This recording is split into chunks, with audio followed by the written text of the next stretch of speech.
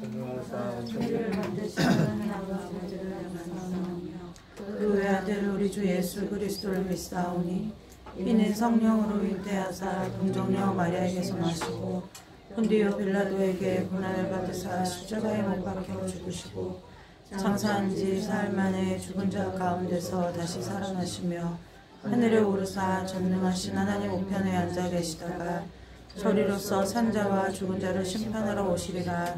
성령을 믿사오며 거룩한 공예와 성도가 서로 교통하는 것과 죄를 사하여 주시는 것과 몸이 다시 사는 것과 영원히 사는 것을 믿사옵나이다. 아멘. 좋으신 하나님 아버지, 이 시간에 우리와 함께 해주시고 우리의 삶에 있어서 이유와 근거가 되신 주님께서 우리의 모든 삶에 있어서 그 깊은 수렁에서 건져주시고 오직 예수 그리스도의 반석에 세우는 삶이 될 수 있도록 복내려 주시길 간절히 원하오며 기억해주신 예수님의 이름으로 기도드리옵나이다. 아멘.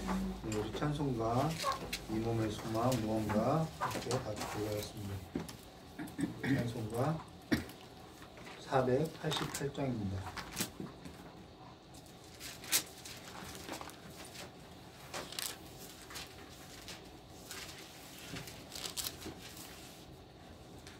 우리 찬송가 488장 부르시네 우리 김용민 권사님 대표로 기도해 주시겠습니다.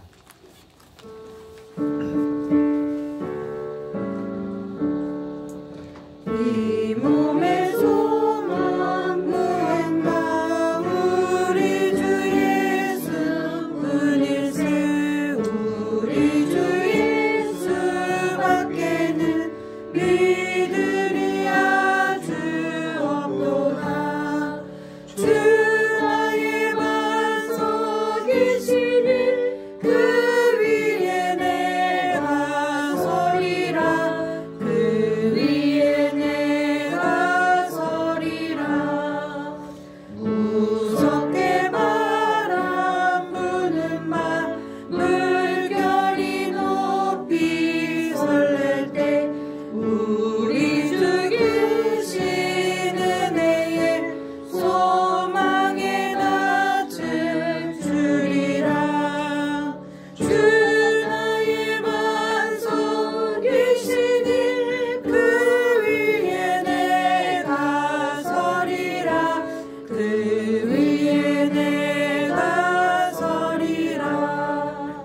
세상에 믿던 모든 것 끊어질 그날 되어도 구주의 언약 믿사와 내 소망 더욱 크리라. 주 나의 반석이시니 그 위에 내가 서리라. 그 위에 내가 서리라. 바라던 천국 올라가 하나님 앞에 배울 때 구주의 의를 힘입어 어여시 바로 서리라. 주 나의 반석이시니 그 위에 내가 서리라. 그 위에 내가 서리라.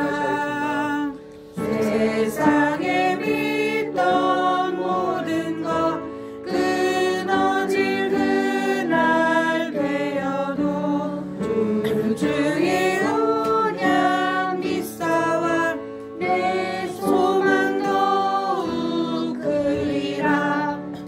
주 나의 반석이시니 그 위에 내가 서리라. 그 위에 내가 서리라. 이 시간에 다 같이 기도드리도록 하겠습니다.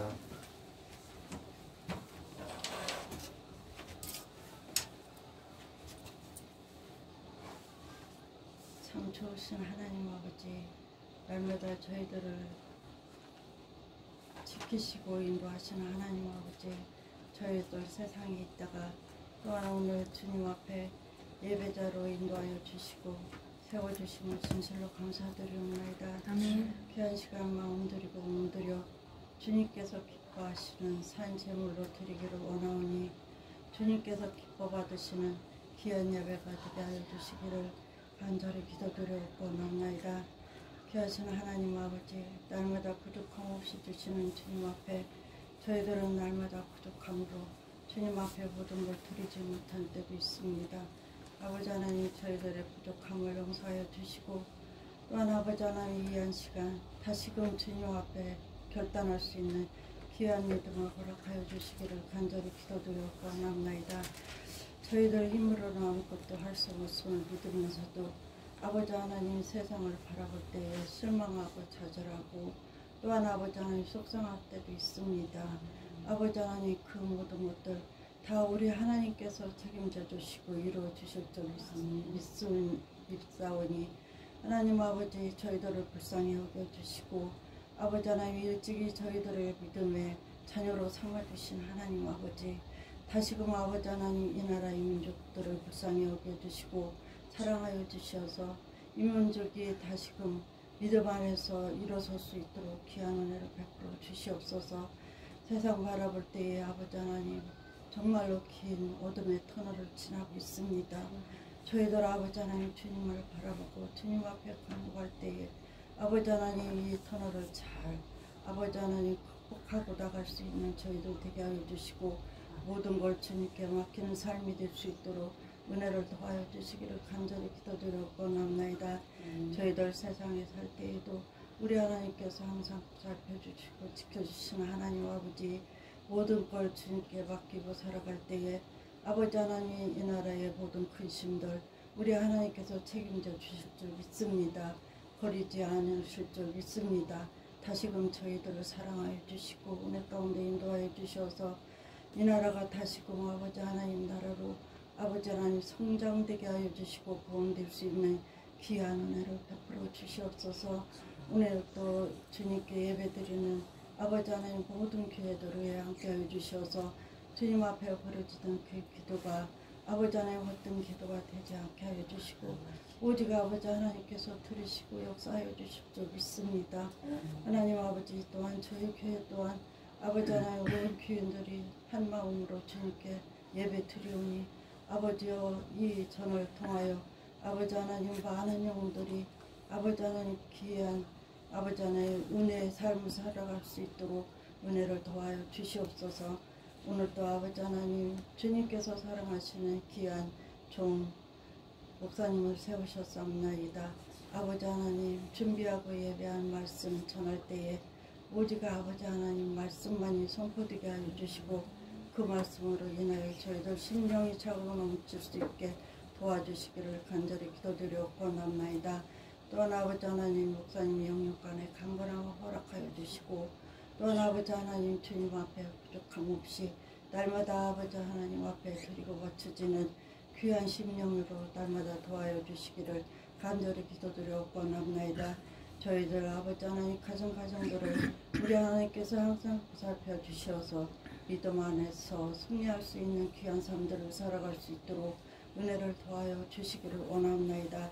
날마다 귀한 것으로 공급해 주시는 하나님 아버지, 아버지 하나님 늘 감사와 영광 돌려옵나이다. 오늘 또 드리는 예배를 통하여 우리 하나님께서 온전히 영광 받으실 줄 믿고 감사드리오며 예수님의 이름으로 감사하며 기도드리옵나이다. 아멘. 우리 오늘 함께 나눌 말씀 에스라서 10장 1절부터 7절까지의 말씀 기도하도록 하겠습니다. 에스라서 10장 1절에서부터 7절까지의 말씀 기도할 건데요. 우리 오늘 44절까지 다 마치도록 하겠습니다. 에스라서 10장 1절서부터 7절까지입니다. 제가 먼저 기도하도록 하겠습니다. 에스라가 하나님의 성전 앞에 엎드려 울며 기도하여 죄를 잡아갈 때 많은 백성이 크게 통곡하며 하매 이스라엘 중에서 백성의 남녀와 어린아이의 큰 무리가 그 앞에 모인지라. 엘람 자손 중 여히엘의 아들 스가냐가 에스라에게 이르되 우리가 우리 하나님께 범죄하여 이 땅 이방 여자를 맞이하여 아내로 삼았으나 이스라엘에게 아직도 소망이 있나니 곧 내 주의 교훈을 따르며 우리 하나님의 명령을 떨며 준행하는 자의 가르침을 따라 이 모든 아내와 그들의 소생을 다 내보내기로 우리 하나님과 언약을 세우고 율법대로 행할 것이라.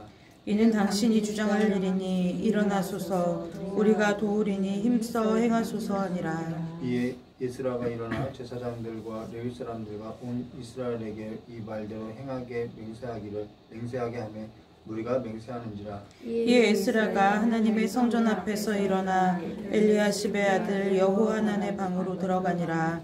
그가 들어가서 사로잡혔던 자들의 죄를 근심하여 음식도 먹지 아니하며 물도 마시지 아니하더니 함께 하십니다. 유다와 예루살렘에 사로잡혔던 자들의 자손들에게 공포하기를 너희는 예루살렘으로 모이라. 아멘.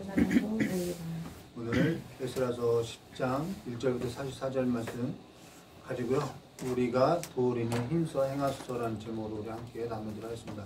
간혹 성경을 읽다 보면요, 흠이 없는 자, 그러니까 흠이 없는 자를 이렇게 보게 되는데요. 그 중에 한 사람이 에스라라고 생각하게 됩니다. 근데 성경이라는 것은 어디까지나 사람에게서 이 소망을 찾는 것이 아니라 성경이라는 것은 하나님의 얘기인데 그 하나님의 얘기는 하나님께서 죄로 또 죄가 가득한 사람을 어떻게 사랑하셨는지에 관한 이야기라는 거예요. 구속에 관한 이야기죠. 근데 간혹 이처럼 흠이 없는 자를 또 보게 된다는 것입니다. 그래서 이게 뭐지라는 생각을 하게 되는데 중요한 건 성경이라는 것은 하나님의 얘기인데 하나님께서 사람을 들어 쓰신다라는 거예요. 선한 사람이든 악한 사람이든 성경은 하나님의 얘기로서 풀어간다라는 거예요. 그리고 하나님께서는 자기 영광을 선한 사람이든 악한 사람이든 상관없이 하나님의 그 영광을 충만하게 드러낸다는 것입니다. 사실 그래서 오늘 우리가 함께 나눌 이 얘기도 하나님께서 이 사람을 써서 하나님의 얘기를 어떻게 풀어가는지 하나님의 뜻이 무엇인지를 드러내고 있다는 것을 우리가 기억해야 한다는 것이죠. 자, 그러면 여기에 있어서 지난 설교에 이어서 오늘 우리가 함께 나눌 것은 스가랴서 10장 1절과 44절인데요. 지난 설교에 우리가 무엇을 봤냐면은 에스라가 기도하는 것을 봤다라는 것입니다. 근데 에스라의 기도하는 것을 봤는데 지금 이 시간도 아직도 에스라는 기도 중에 있다라는 거예요. 자, 그러면은 우리가 지난 설교 때 에스라가 기도하던 중에 무엇을 했냐면 기가 막혔다라고 이야기했죠. 왜 기가 막혔다면은 우리 죄악이 가득하여서 기도하게 되었고 그 우리 죄악으로 인해서 기가 막혀 앉아 있었던 것을 함께 나눴다는 것입니다. 근데 사실 에스라는요, 우리가 기억할 게 뭐냐면 에스라는 이방 여자와 혼인하지 않았다는 거예요. 그러면은 여기에 있어서 아무런 연관이 없다라는 거예요. 근데 그가 우리의 죄악이 가득하다 하며 기도하며 기가 막혀 앉았다는 것은 그가 그 삶을 우리가 가만히 들여다봐야 하는데 그 삶을 어디에 두고 있었냐면은 성경에 두고 있었다는 것을 잘 보여주고 있다라는 거예요. 그게 뭐냐면은 에스라는 성경 말씀에 내 삶을 두고 있다라는 거예요. 그가 자기 삶을 어디에 기초하고 있냐면 성경 말씀에 기초하고 있다라는 것입니다. 자, 우리 죄악을 가득하다고 기도하는 그 삶의 태도는 어디에 삶에 기초한 거냐면 성경 말씀에 기초한 삶이라는 거예요.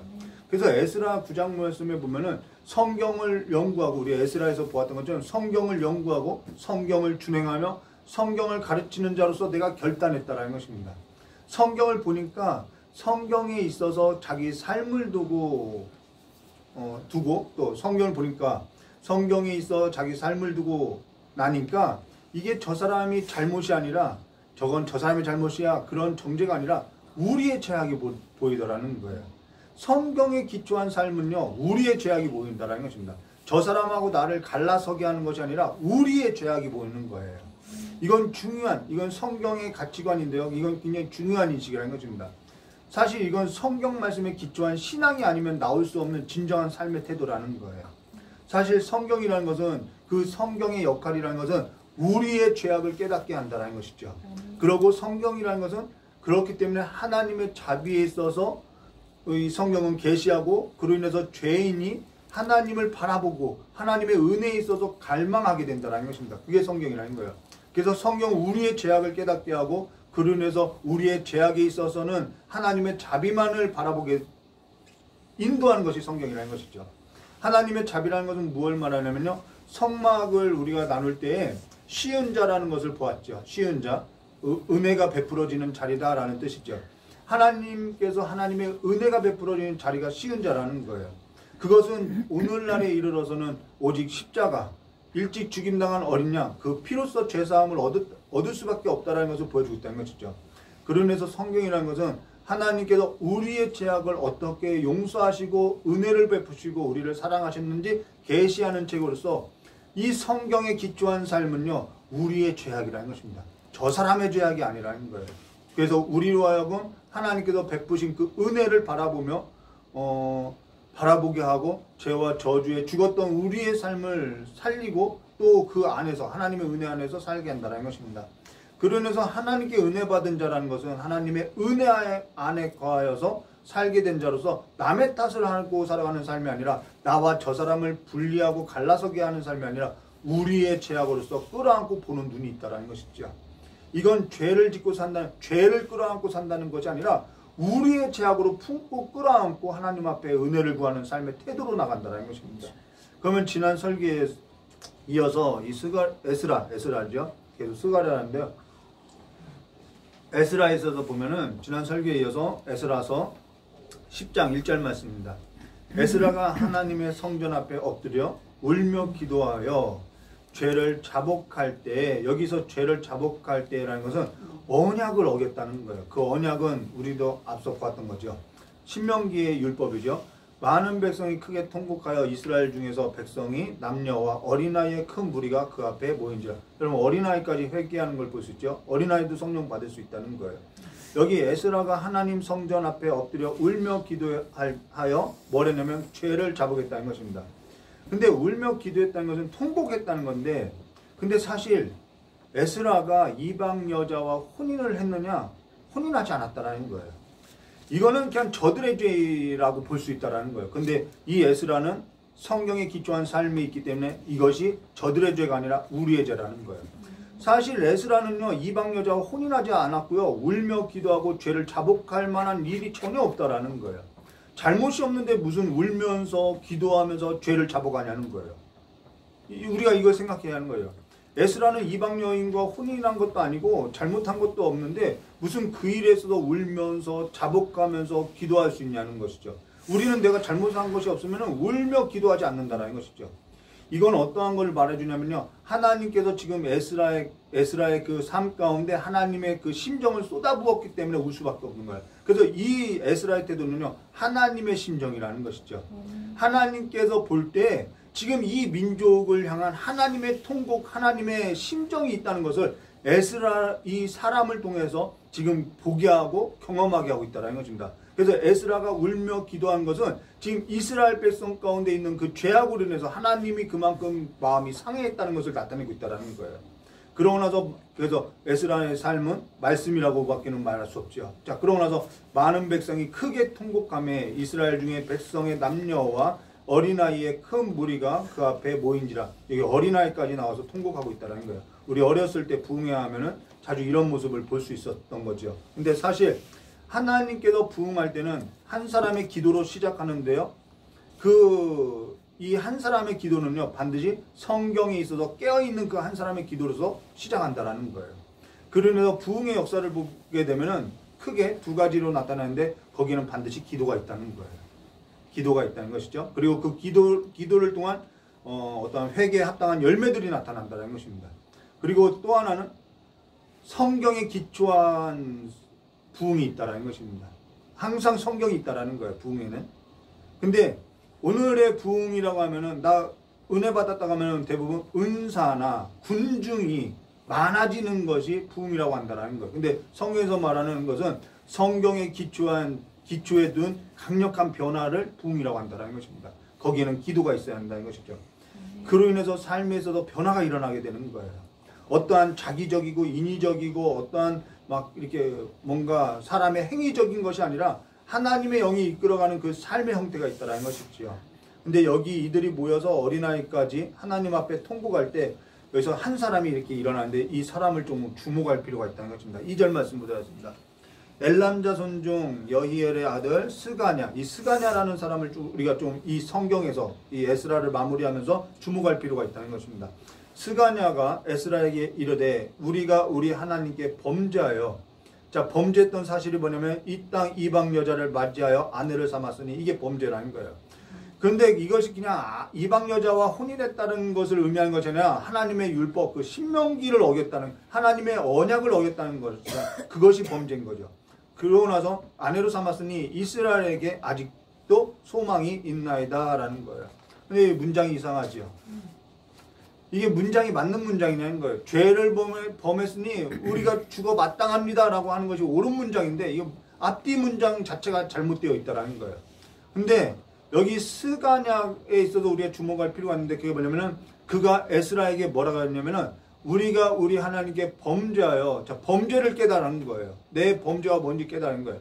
뭘 범죄라고 하냐면은 이방 땅, 이 땅 이방 여자를 맞이하여 아내로 삼았으니 라는 거예요. 사실 이거는 단지 이방 여자와 혼인했다는 것이 아니라 신명기에 명시된 하나님의 율법을 어긴 죄라는 거예요. 신명기에 명시된 성경에 기초한 그 삶, 하나님의 언약에 있어서 우리가 범죄한 사실을 인정했다는 거죠. 이걸 어떻게 인정할 수밖에 없냐? 에스라가 말했다라는 거죠. 그 에스라의 말을 듣고 마음이 찔렸다라는 것이죠. 이들이 그래서 지난 시간에 말씀 앞에서 떨었던 자라는 것이죠. 그 말씀 앞에 떠니까 당연히 그 범죄한 사실에 있어서 죄에 있어서 자복하고 통회할 수밖에 없다는 것이죠.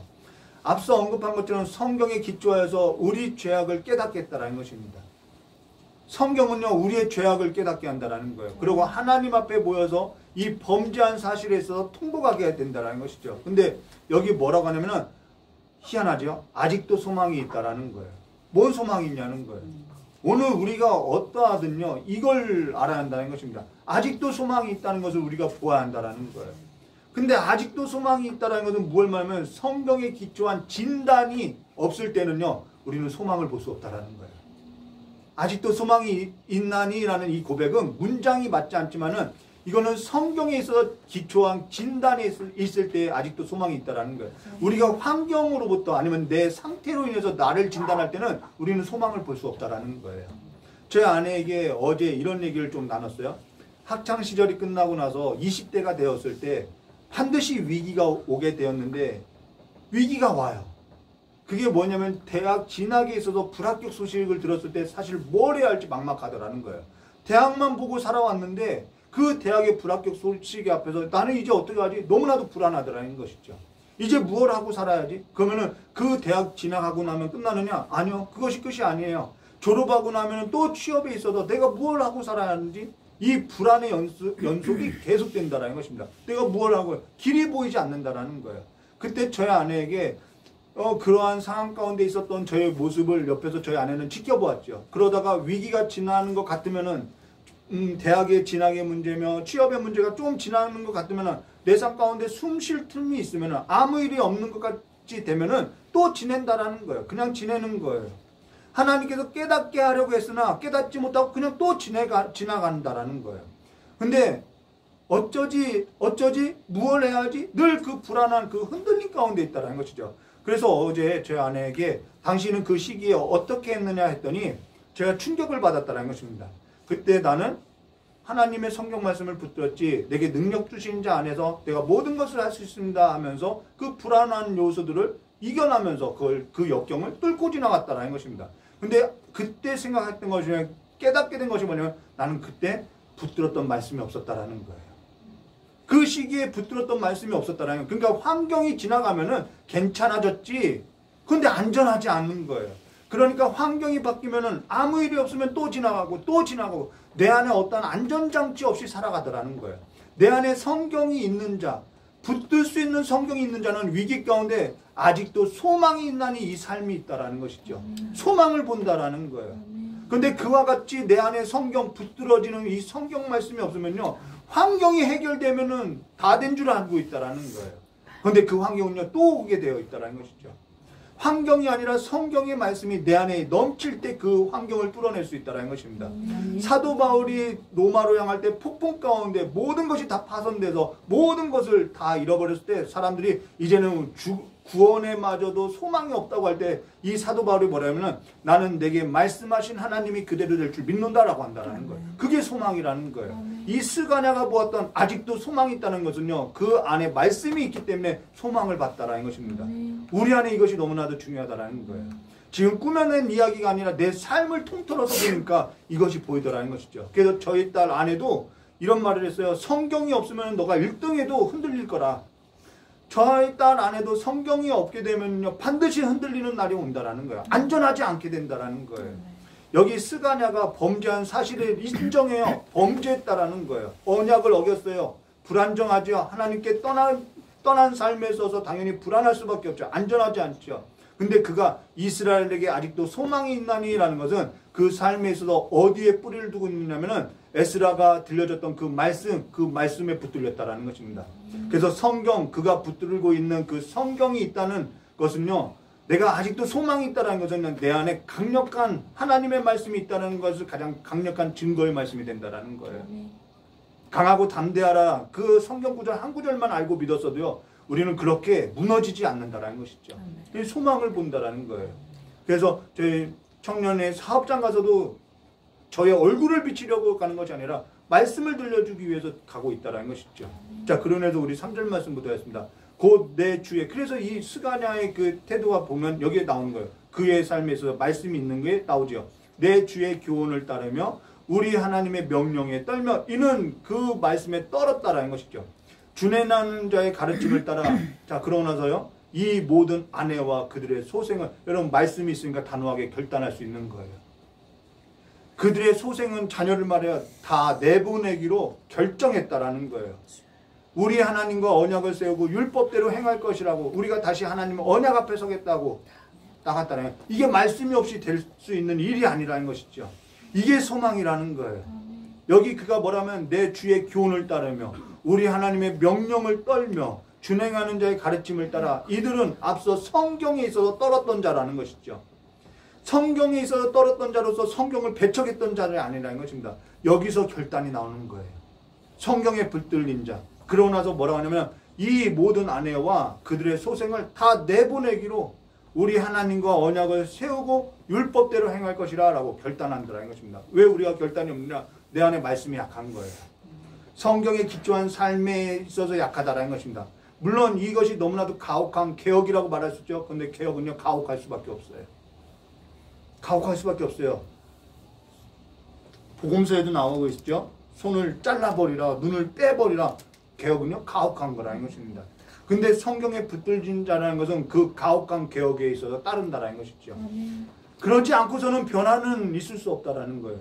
제 아내에게 물었어요. 당신이 이와 같은 경우 다 끊어낼 수 있느냐 했더니 2번 생각할 일이 뭐가 있냐는 거예요. 여기 자기 아내뿐만 아니라 여기 배우자뿐만 아니라 자기 자녀까지도 포함되어 있다라는 것입니다. 근데 이게 뭐냐면은, 자, 어떠한 일은 이들이 이 하나님의 율법에서 어기는 일에 있어서 따르지 않았다면은 이런 대가도 따라오지 않는다라는 거예요. 대가는 반드시 치르게 되어 있다는 것이죠.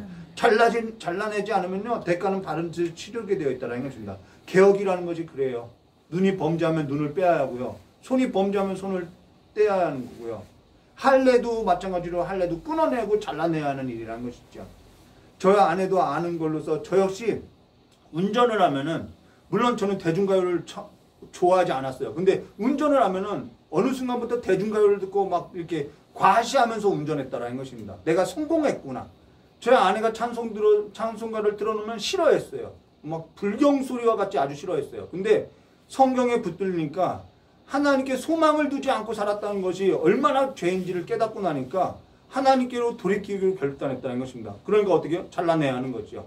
그게 하나님 앞에서 더러운 건지 보게 되고 나서 이제는 보기도 싫어했다는 것입니다. 처음에는 더러운 걸로 여기고 나서는 거리를 두었으나 길거리 나가보면 들려오는 것이 내가 들었던 대중가니고 그 유행가니까요. 들려오죠. 그러다 보면 어느 순간 다시 내 모습 가운데는 흥얼거리는 모습을 발견하고 다시 기도하고 또 기도하고 그러다가 여기까지 오게 됐다는 것입니다.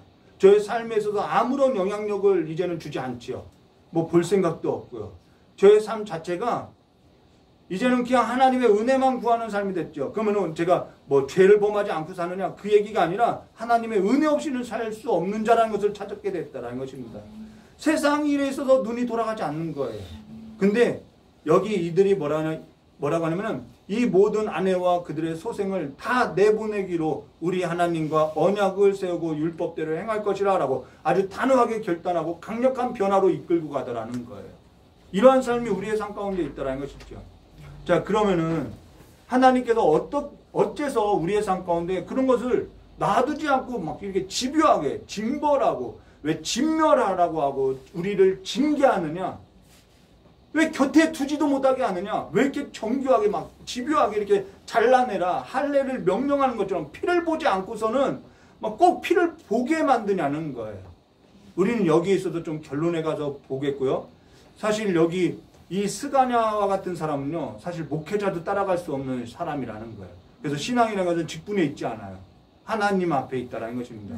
자, 그러고 나서 우리 4절 말씀 보면요. 이는 당신이 주장할 일이니 일어나소서 우리가 도우리니 힘써 행하소서 아니라 이거는 당장 그 모든 일을 결단하고 행하라는 것이죠. 당신이 주장할 일이니 일어나소서 격려하고 있다라는 거예요. 당장 시행하라는 거예요. 다 내보내라는 거예요. 자, 이런 성도 있으면 목회가 쉬우냐? 사실 쉽다고 할 수 없어요. 쉽다고 할 수 없어요. 근데 하나님께서 이루시고자 하는 일에 있어서는 다시 정신 차리고 갈 수는 있다라는 것입니다. 쉽지 않지만 이러한 성도가 있으면요. 쉽게 결정할 수 있는 일은 아니지만 하나님 앞에서 결단하고요. 다시 정신 차리고 갈 수는 있다라는 거예요. 전에 한번 결단하기 어려운 일이 있어서 고심할 때 청년 하나가 격려해줘서 쉽지 않지만은 다시 결단하고 이렇게 개척으로서 나오게 됐다는 것입니다. 쉽진 않아요. 근데 우리가 도우리니 힘써 행하소서라는 것은 단지 이 어떠한 일에 있어서 행하라고 하는 말을 아니라 이 가혹한 결단을 요구되는 개혁에 있어서 힘쓰라는 거예요. 하나님께서 행하시는 그 일에 있어서 결단하고 행하라는 것이죠. 근데 이런 일에 있어서 대부분 격려를 하느냐? 그러지 않는다라는 거예요. 격려보다는 오히려 반대하고요. 오히려 타협하고요. 오히려 그렇게 그냥 넘어가자고 이야기하죠. 이러한 가혹한 결단을 하라고 하지 않는다라는 것입니다. 대부분 그래요. 자, 근데 여기 5절 말씀 볼게요.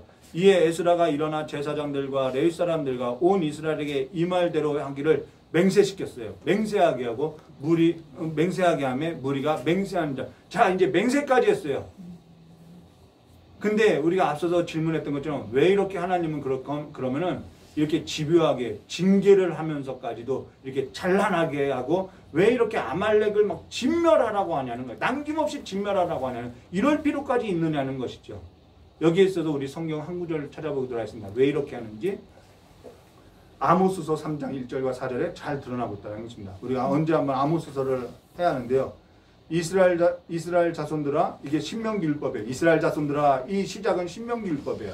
여호와께서 너희에게 대하여 이르시기를 이 말을 들으라. 쉐마 이스라엘 이 말이죠. 애굽 땅에서 인도에 올리신 모든 족속에 대하여 이르시기를 내가 땅의 모든 족속 가운데 너희만 알았나니 그러므로 내가 너희 모든 죄악을 너에게 보응하리라. 이 일로 인해서 보응시켜. 나는 너희만 알았다. 그래서 너희의 죄악에 있어서 너희에게 보응했다라는 거예요. 그러고 나서 3절 두 사람이 뜻을 갖지 않으면은 어찌 동행하겠으며 사자가 움킨 것이 없는데 어찌 숯불을 부르짖으며 젊은 사자가 잡은 것이 없는데 어찌 굴에서 소리를 내냐. 주목할 것이면은 내가 땅의 모든 족속 가운데 너희만 알았다는 것입니다. 이 말이 뭐냐면요. 난 너만 알아. 이 말이라는 거예요. 난 너밖에 없어. 근데 어찌 이와 같이 가혹하게 하냐면 그거는 난 너밖에 없다라는 거야. 하나님께서 우리를 보고 난 너밖에 없어. 사랑을 구걸하고 있는데 근데 우리는 숨 쉴만 하면 도로 60년이 지나니까 도로 세상 신들을 섬기고 어그적거리면서 쟁쟁 소리를 내면서 이방 사람과 같이 음행하는 이스라엘 같이 하나님을 떠나서 섞여 살더라는 거예요. 그걸 가증한 일로서 더러운 일로서 보지 못한다는 것이요. 그러고도 그 일을 가증하고 더러운 일로 보아야만 그래야만 떠날까 말까 하는데도 그 일에서도 나는 그냥 관대하다라는 거예요. 여러분 거룩이 뭐냐면요. 강조하는 거예요. 거룩이라는 것은 내 거룩한 상태를 말하는 그 영적인 상태를 말하는 것이 아니에요.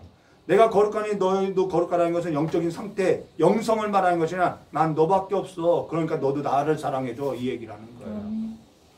관계의 용어이고 정결한 태도인데 그런 하나님을 두고 소망을 다른 데 두고 살아가는 것은요 굉장히 큰 죄악이라는 것이죠. 대중가요가 문제였던 것이 아니라 내가 하나님 앞에 소망을 두지 않고 살았던 그 삶의 태도가 뭐였냐면 그 삶으로서 열매 맺었던 것이 나타나더라는 거예요.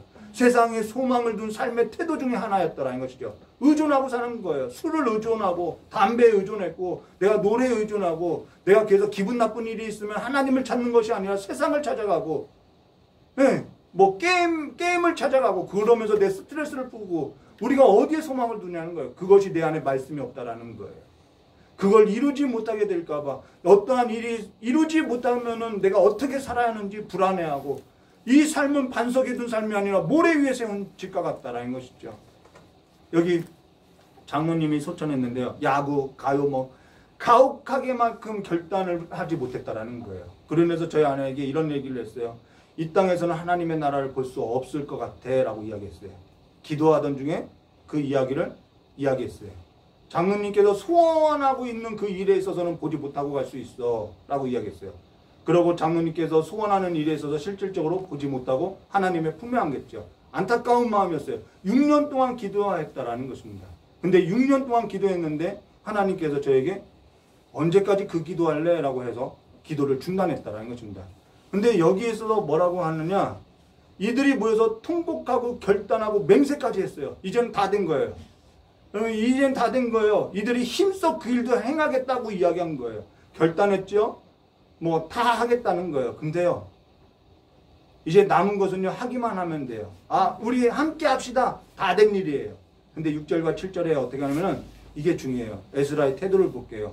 이에 에스라가 하나님 성전 앞에 일어나 엘리야십의 아들 여호하난의 방에 들어가니라. 그가 들어가서 사로잡혔던 자들의 죄를 근심하여 음식도 먹지 아니하고 물도 마시지 아니. 이게 뭐냐면 금식 기도했다라는 거예요. 7절 유다와 예루살렘에 사로잡혔던 자들의 자손들을 공포하기를 너희는 예루살렘으로 모이라. 금식 기도했다라는 것입니다. 사실 이러기가 쉽지 않아요. 다 된 일인데 이제는 뭐 결단됐죠. 뭐 다 하겠다고 하죠. 맹세까지 했죠. 이제 하기만 하면 되는데 왜 기도하냐는 거예요. 금식하며 기도하는 거예요. 무슨 얘기냐면요. 이건 이 일도 하나님 은혜 없이는 할 수 없다라는 거예요. 하나님의 은혜, 하나님의 능력 없이는 할 수 없다라는 거예요. 그래서 맨날 하나님의 은혜를 구하지요. 난 하나님밖에 없습니다. 하나님 사람밖에 없습니다. 이게 가장 거룩한 태도라는 것입니다. 우린 다 된 일이라고 하면은요 기도하지 않아요. 내가 그동안 기도해왔던 것이기 때문에 또 기도하지 않아요. 다 된 일인데 하기만 하면 되는데 뭘 기도해? 이미 다 이루어진 일인데 기도하지 않아요. 뻔한 일을 기도하지 않아요. 다 된 일을 기도하지 않아요. 그리고 나서 자기 생각과 자기 노력과 자기 힘으로써 자기 능력으로서 행하고 살죠. 그러면서 보지 못하는 일들이 얼마나 많냐는 거예요. 그래서 열매 맺지 못하는 일들이 얼마나 많냐는 거예요. 청년에게 어찌 기도하라고 하냐면은 하나님의 은혜가 아니면은 될 일이 없다라는 거예요. 다 된 일이에요. 그러나 파수꾼의 그 깨어있음도요 하나님의 은혜 없으면 안 된다라는 거예요. 여기에서도 방해하는 자도 있고요. 농담으로 여기는 자도 있고요. 미혹하는 자도 있고요. 타협하자고 하는 자도 있고요. 다 된 일이니까 그냥 해도 된다고 하는 사람들도 있다는 것입니다. 근데 여기 숨김없이 그리고 나서 18절과 44절에는 범죄한 자들의 명단을 잘 기록하고 있어요. 그것이 18절과 44절이에요. 창피할 일 아닌가요? 명단에 보면은 제사장으로 시작해서 레위 사람, 노래하는 사람, 문지기, 그 다음 이스라엘 중에 거하는 사람으로서 끝을 맺어요. 이건 굉장히 부끄러운 일이에요. 설교할 때 왜 왜 호명을 하느냐, 익명으로 해야지, 뭐 이런 얘기도 많이 있어요. 왜 드러내느냐. 근데 이 얘기는 왜 성경에 이렇게 낱낱이 이름을 기록했냐면은 이것은요, 죄가 어떠한 영향력을 주고 있는지를 보여준다는 거예요. 죄가 얼마나 심각한지를 보여주고 있다는 거예요.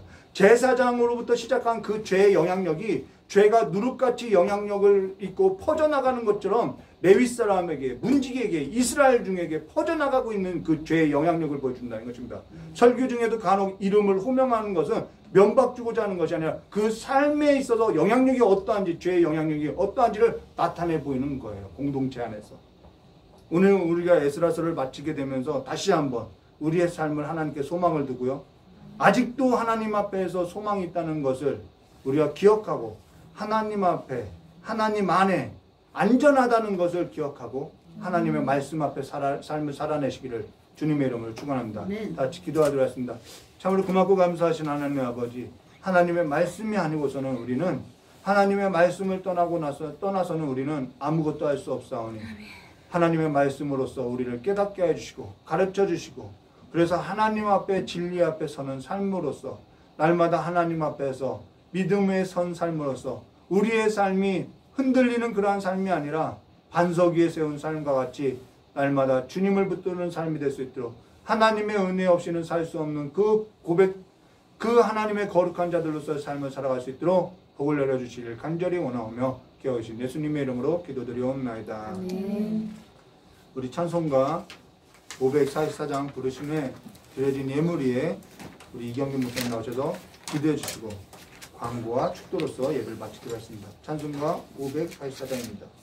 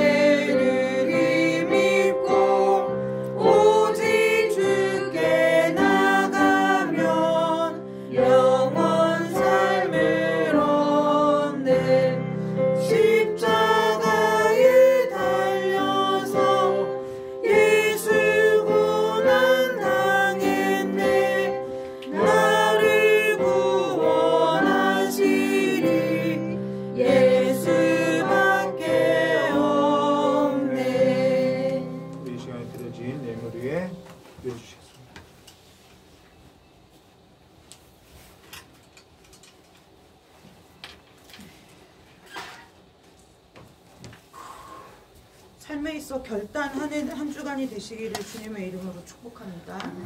사람은요, 사람이 선택하는 대로 살 수 있어요. 왜 그러냐면 하나님이 그 선택 가운데 함께 하시기 때문이죠. 네, 타협하지 말라고 하나님이 하셨으면 답은 하나예요. 타협하지 않는 것이 답인 거예요. 네, 타협하지 않는 것이 답. 아까 이제 말씀 중에 그런 얘기 있죠. 어린 아이까지 내가 내 배 아파 낳은 자녀까지 내쳐야 되는 것이 맞냐. 인지상정으로는 그렇게 지독한 일이 없죠. 네, 지독한 일이 없어요. 그런데 그 아이들 하나님이, 내 자녀를 하나님이 버리실까요? 그렇지 않은 거예요. 하나님 앞에 맡기는 거죠. 네, 네, 맡기는 거예요. 영원한 우리 가운데 하나님이 주신 구원이 사실이고 진실이고, 그 다음에 하나님께서 우리 삶의 주인 되셔서 우리 삶을 이끌고 가시고 책임져 주신다는 것이 우리 안에 사실로 믿어진다면, 저는 진실이라고 하지 않고 사실이라고 하는데요, 사실로 믿어진다고 하면 죄는 끊어낼 수밖에 없는 거예요. 왜냐면 하나님이라는 그분이 사실이거든요. 진짜라는 거예요. 진짜라는 거예요. 눈에 안 보이니까 그렇죠. 제가 예전에 이런 경험 있어요. 중학교를 가니까 제가 언젠가 얘기했던 것 같아요. 노래방이라는 것이 저희 동네에 처음 생겼어요. 아이들이 학교를 끝나면 3, 3, 5 모여서 노래방을 가는 거예요. 가서 뭐하니? 물어봤더니 뭐해? 스트레스 풀려고 노래 신나게 부르고 오는 거지, 이렇게 얘기하더라고요. 그래서 아, 그래? 너희들은 그렇게 하면 스트레스가 풀리니? 그랬더니 풀린다는 거예요. 제가 결단해야 될 때가 왔죠. 왜냐면 저희 집은 문구점이었어요. 동네 하나밖에 없는 문구점이어서 제가 손에 넣기로만 말하면 뭐 유명한 가수의 테이프든 아니면 요즘은 아이들이 포토카드라 포카라고 하는 포토카드가 집에 널려 있었어요. 집에 널려 있었어요. 제 친구들의 부러움의 대상이었어요. 왜요? 널린 게 그거니까요. 널린 게 그거였고 하는 게 그거였었어요. 그래서 이제 넌 좋겠다 그러는 거예요. 근데 제가 하나님 앞에 결단했어요. 아, 쳐다도 보지 않을 거야. 내 삶을 어디다 둘 건지는 내가 결정하는 거예요. 하나님이 결정해 주지 않아요. 하나님은 뒤에서 보고 계시는 거죠. 왜요? 이미 다 줬어요, 우리에게. 다 준 거예요. 당신 자신을 우리에게 줬어요. 더 이상 줄 것이 없을 걸, 더 이상 줄 것이 없이 다 주셨어요. 목숨까지 주신 거예요. 하나님 우리에게 더 이상 주실 것이 없어요. 그 주신 것 앞에 우리가 하나님 앞에 어떤 마음을 갖고 어떤 반응으로 하나님 앞에 살 거냐는 거예요. 근데 여전히 내가 세상에 나가고 싶고, 여전히 죄 가운데 있고 싶고, 여전히 타협하고 싶은 마음이 내 안에 있다. 그럼 아직도 교회를 40년 다녔냐, 직분이 목사냐, 이것이 중요한 것이 아니라 하나님이 내 삶의 실존이 아니라는 거예요. 내 믿음 없다는 거예요. 직분 장담하지 못해요. 네, 직분으로 천국 가는 것도 아니고요. 아니에요. 하나님 인생 가운데 반드시 내가 하나님과 타협하고 살아온 삶에 있어서 대가를 치르게 하시죠. 네, 왜요? 저주하려고 하는 것이 아니라 깨닫고 돌이키라고요. 그래서 내 삶에 내가 원치 않는 일이 일어났을 때는 빨리 무엇부터 살펴야 되느냐, 내가 하나님 앞에 타협한 것이 무엇이는지를 재빨리 살펴야 돼요. 네, 여러분 이 사순절의 기간을 보내시면서 하나님께서 사람 앞에 절기를 두신 이유는 뭐냐면요, 하나님을 기념하라는 것은 나중 문제예요. 하나님을 기념할 필요가 없어요. 왜냐하면 살아계신 하나님이에요. 살아계신 하나님을 기념하라는 것이 아니라 우리가 너희들 각자의 삶의 자리를 빨리 돌아보고 돌이키라는 뜻이에요. 네, 그 기간을 정해두고 돌아보고 돌이키라는 거예요. 네, 하나님께서 목숨까지 다 되어 주셨어요. 저와 여러분 앞에 삶에 분명히 결단할 것들이 있을 거예요. 그래서 제가 그때 결단했어요. 아, 그러면서 이제 제 친구들이 보니까 뭐 집에 가서 자기들끼리 점심시간에 자랑하는 거예요. 너 누가 부른 그 노래 알아? 나 아는데? 모르면 또 소외당하는 거죠. 그럼 걔는 또 그걸 열심히 따라가려고 막 찾아서 배워가지고 막 불러요. 근데 여러분 그것이 끝날까요? 안 끝나요. 그래서 하루는 저희 집에서 팔던 그 악보를 그 세상 노래하는 그 악보를 좀 이렇게 가사랑 같이 있는 책을 읽어봤어요. 가사가요, 그렇게 저속하기가 짝이 없어요. 짝이 없는 거예요. 친구의 뭐 연인을 빼앗아서 내가 사귀고, 더럽기가 짝이 없는 거예요. 아무 생각도 없이 개념도 없이 이걸 막 불러대는 거예요. 제가 가사를 보고 내 인생을 그 자리에 두지 않기로 하나님 앞에 결단했어요. 하나님, 쟤네들은 입만 열면 세상 가요 나올 때 난 입만 열면 하나님 찬송하게 해주세요. 제가 하나님 앞에 그때 결단했어요. 하나님, 만곡. 하나님, 내가 가만히 생각했어요. 그때 만곡이라는 것은 내가 평생 만곡의 찬송을 배울 수 있을까? 라고 생각한 거예요. 그래서 하나님, 만곡의 찬송을 나는 부르고 가게 해주세요. 제가 하나님 앞에 결단했어요. 그래서 듣지도 않았어요. 보지도 않았어요. 나중에 이제 그때는 저희 가정의 형편이 그런 것들을 팔지 않으면 생계를 이어가기가 어려운 형편이었어요. 그래서 그때는 아무 말 하지 않았어요. 제가 이제 대학교에 들어가고 저희 엄마한테 그 얘기를 했어요. 엄마, 믿는 가정에서, 믿는 가게에서 이걸 파는 건 아닌 것 같아. 팔지 맙시다. 우리가 이걸 팔지 않고 하나님 앞에 결단해보자. 그랬어요. 이제 몇 번 말씀드리고 치웠어요. 이제 어느 날 그걸 치웠어요. 다 치웠어요. 포토카드 파는 거며, 그 악보를 파는 거며. 그러면 사람들이 사돈 되니까 와서 묻죠. 주문하면 좀 갖다 줄 수 있나요? 뭐 주문해서 좀 얻어주면 안 되나요? 네. 그런데요, 아니더라는 거예요. 아니요, 주문해도 안 됩니다. 그리고 팔지 않았어요. 믿는 집에 가면 식당 개업하면은 말씀 액자하고 성구 액자하고 다 벗은 여자의 소주 광고 사진하고 같이 붙어있죠. 근데 꼭 식당에 붙어있는 말씀은 똑같아요. 내 시작은 미약하였으나 나중은 심히 창대하리라. 그럼 저는 그 말씀 보고 이렇게 생각해요. 아, 창대하게 망하겠구나. 네, 창대하게 망하겠구나. 하나님과 사람을 겸하여 섬길 수 없다는 거예요. 여러분, 하나님을 믿는 일에 있어서 저와 여러분이 이 사순절 기간에 반드시 하나님이 짚어서 결단할 일들을 하나님께서 가르치실 거예요. 그 일 앞에 머뭇거리지 않는 믿음의 은혜가 있으시기를 주님의 이름으로 축복합니다. 네, 여러분, 우리가 세상에서 세상 것을 따르지 않을 때 주는 징계는 잠시 잠깐이에요. 네, 볼까요? 제가 중학교 때 그 일을 따르지 않았어요. 그리고 중학교 한 1학년 때니까요. 뭐 한 2년 남짓? 그 정도의 시간 가운데 그냥 뭐 제가 비교적 제가 혼자 지냈어요. 뭐 왕따는 아니었지만 비교적 제가 혼자 지냈어요. 왜요? 거기하고 어울리지 않으려면 택하는 방법이, 제가 늘 저희 친구들한테 웃으면서 말하길 난 자발적인 왕따야 라고 얘기를 했었어요. 그런데요, 그 친구들 지금 만나느냐? 만나는 애 별로 없어요. 내 인간관계가 그 나이 때는 사람과의 관계가 평생 갈 것 같이 사단이 우리를 속여요. 근데 지금 여러분들 보세요. 초등학교 때 동창 중에, 중학교 동창 중에, 고등학교 동창 중에 만나는 이가 몇이며, 그래서 만나는 사람들이 오늘 나의 삶에 어떠한 영향력을 주냐는 거예요. 그럼 만나면 반갑고 옛날에 추억을 좀 상기해보고, 아 그래 나도 이런 때가 있었다, 이 정도지 그 사람들이 지금 내 인생에 지대한 영향을 미치느냐? 절대 그렇지 않다는 거예요. 지금까지 내 인생에 영향을 미치는 것은 사람이 아니라 하나님 한 분밖에 없다는 거예요. 아멘. 그 의존도가 갈수록 더하다는 거예요. 그럼 우리가 오늘 이날 이 시점에, 오늘 이 예배 앞에, 이 말씀 앞에 우리가 하나님 앞에 무엇을 결단해야 될지는 너무나 분명한 거예요. 여러분, 결단하시기를 주님의 이름으로 축복합니다. 네, 길어진 헌금위에 기도하고 축도로 예배 마치겠습니다. 하나님, 이 시간에 물질의 주인이 내가 아니라 하나님이심을, 또 이 재물 얻을 능이 내게 있는 것이 아니라 주님께 있음을 믿음으로 고백하며 하나님의 것을 구별하여 11조를 드리고, 또 주일을 기억하여 주일 헌금을 드리고, 또 여러 가지 삶에 주님께서 주신 감사로 말미암아 감사의 예물을 드리게 하시니 감사합니다. 이 예물의 액수보다 이 마음을 하나님 앞에 드릴 수 있는 마음을, 그리고 그 마음을 주심을, 마음 주신 것에 순종할 수 있는 하나님 아버지 그 믿음 주심을 감사하는 저희들의 마음을 주께서 받아주셔서, 하나님 아버지 우리가 이 땅에서 살아가는 동안에 하나님의 사람으로서 하나님과 세상 앞에 부끄럽지 않은 삶을 살아낼 수 있는 믿음을 더하여 주시옵소서. 이 예물에 주님께서 축복하여 주셔서 하나님 아버지 이 땅에서 우리가 육신을 입고 살 동안에는 필요한 재정과 재물들이 있습니다. 하나님 아버지께서 때에 맞게 주님께서 필요에 따라 하나님께서 공급하여 주시되, 하나님께서 주신 공급함을 따라 우리가 살아갈 수 있는 순종된 마음을 허락하여 주시고, 하나님 아버지께서 주신 그 재물을 따라 살아갈 때에 위로부터 오는 하나님의 크신 뜻과 하나님의 섭리까지 깨달을 수 있는 지혜를 우리 모두에게 허락하여 주시기를 간절히 원하오며, 거룩하고 존귀하신 예수 그리스도의 이름으로 감사하며 기도드리옵나이다. 아멘.